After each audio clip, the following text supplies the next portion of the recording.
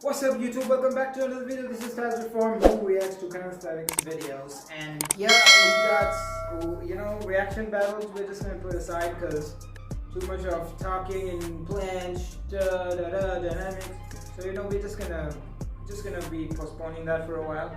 And yeah, we got story time. We got Andrea Larosa-Calisthenics beast with superhuman strength. So this is gonna be insane. Video by Latai. See in the Valentine video, that was insane. Now we're gonna see the story of Andrea Larosa. La Rosa. Okay, Italian. Alright. Oh, the one arm, yep. Both arms, by the way.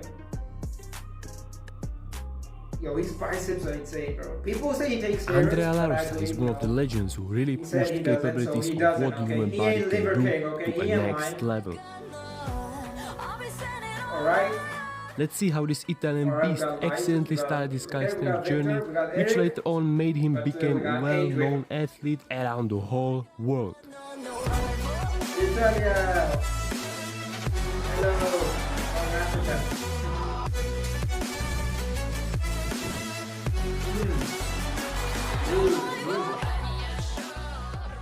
Damn. 11. Larosa was born on December 30th, 1995 in Rome, Italy. At the age of 11, he started doing many sports like kickboxing, MMA, soccer, and even a little bit of parkour. When he entered high school, he stopped doing MMA and focused only on kickboxing. However, when his gym temporarily closed, Larosa had to find an alternative, so in the July of 2013, at the age of 17, he watched a few videos on how to stay in shape using only bodyweight exercises. With this newfound knowledge, he went alone to a calisthenics park where he and his kickboxing crew often went by during the summer.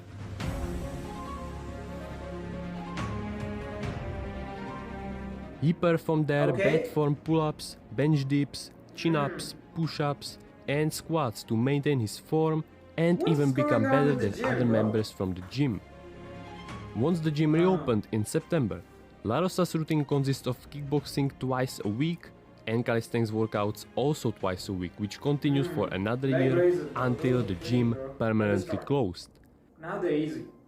At this point, Andrea didn't know what to do, but he decided to continue with calisthenics, focusing on basic stuff and specifically targeting exercises that he wasn't comfortable with and challenged him.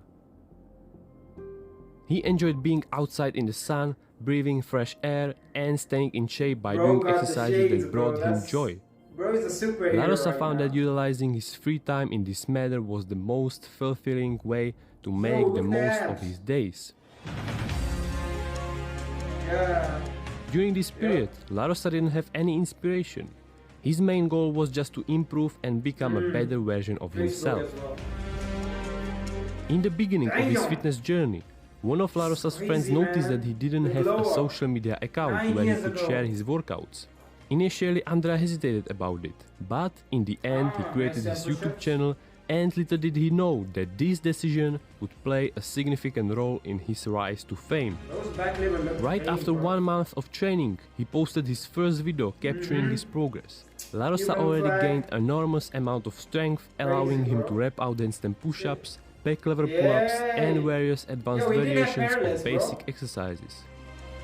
As time went on, he started learning even more advanced moves.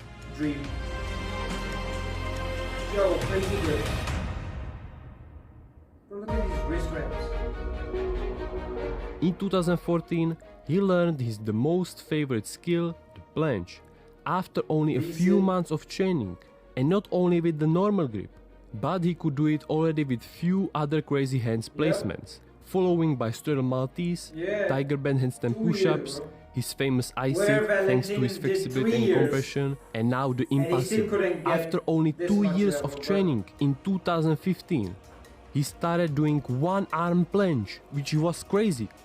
Can you imagine? After only 2 years of training. Yo, he used to do a lot of things. 2015 was also the year of Larosa's first ever competition, which was the national championship in Italy. This was where the people started to recognize him, and thanks to his brutal strength and skills he could already do at that time, people were really inspired and immediately started to follow him. His progress skyrocketed furthermore, and few months later in World Cup stage in Stuttgart, he did one-arm planche push-ups, pushing himself later on even more. Larosa pushed boundaries of what the human body can do with two-finger full planche push-ups. Nobody could do it at the time, nobody.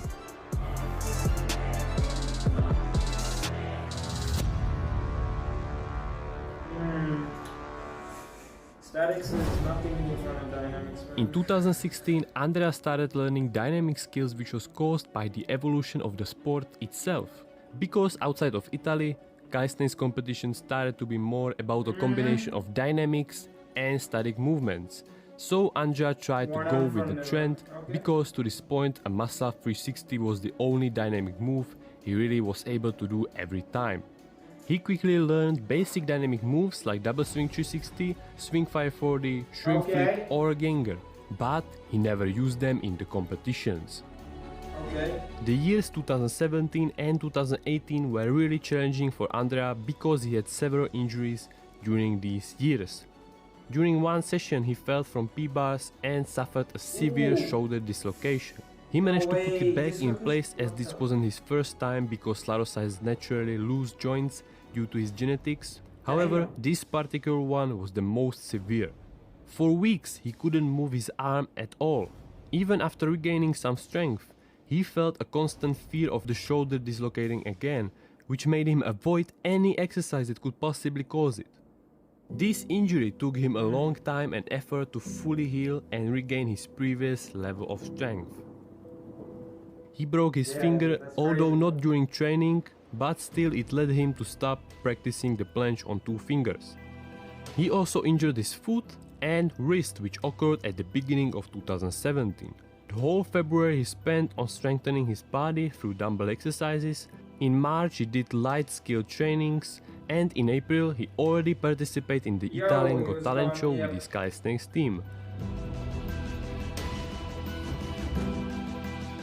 Weakened by this injury, he still decided to compete in Street Workout Ultimate Battles in May.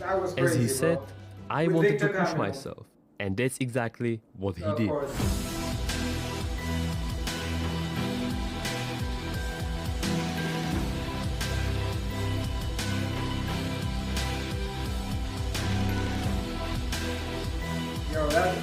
Look at the commentator jumping, because it was first time, you know, doing battles.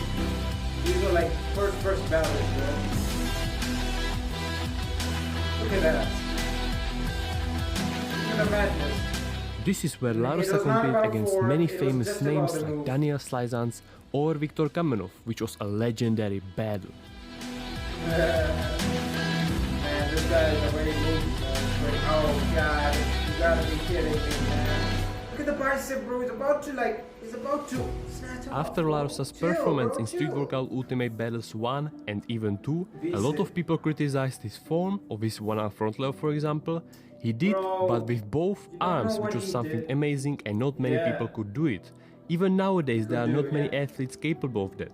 And funny thing about this is that he never practiced the one-arm front row with both arms. He just felt strong at the moment, so he decided to try it and managed to hold it, which really surprised him. If people would have known all the injuries he faced during these 2 years, and mainly weakened by the wrist injury he got from recently, they would be hella impressed that he still decided to compete, and even with all these obstacles, still won both Ultimate Battles.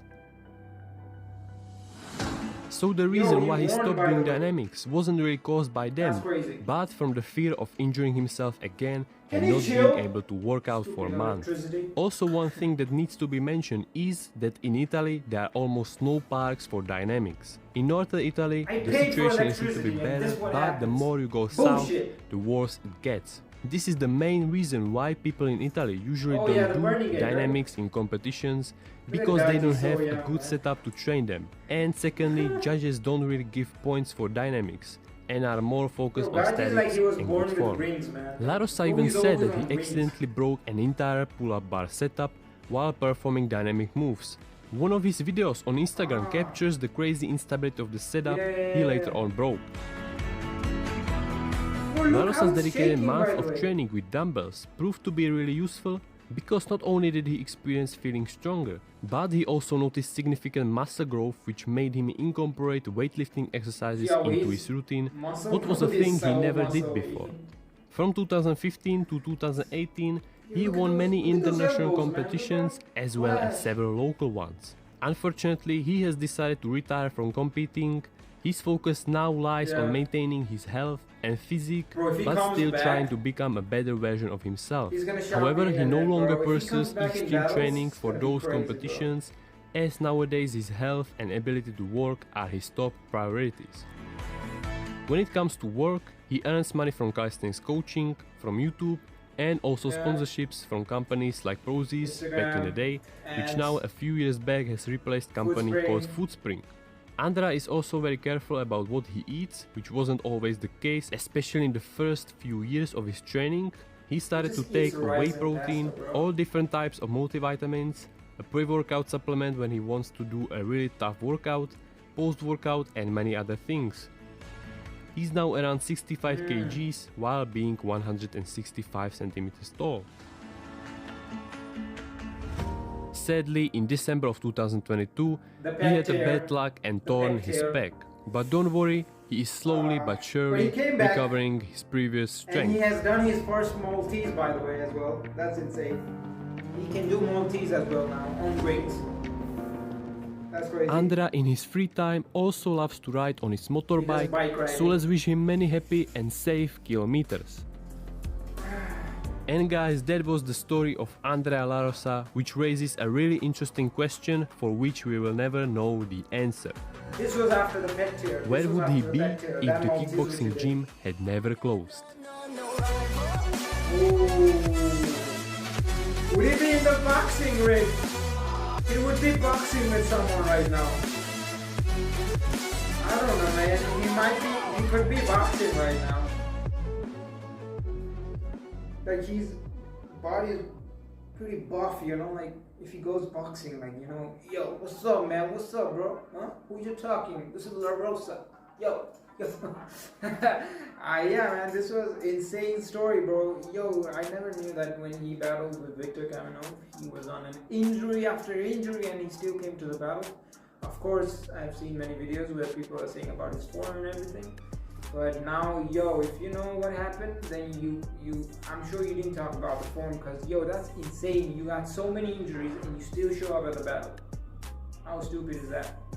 But that's even crazy, because that's how he blew up from that battle. Everyone knew him then from Instagram, Facebook, and everything. So yeah, Larosa, you're doing great, right? From Vector, now he came back and now he can do multis. He can do every move right now, I think. He just doesn't combine them right now. He does more iron crosses because, you know, tech.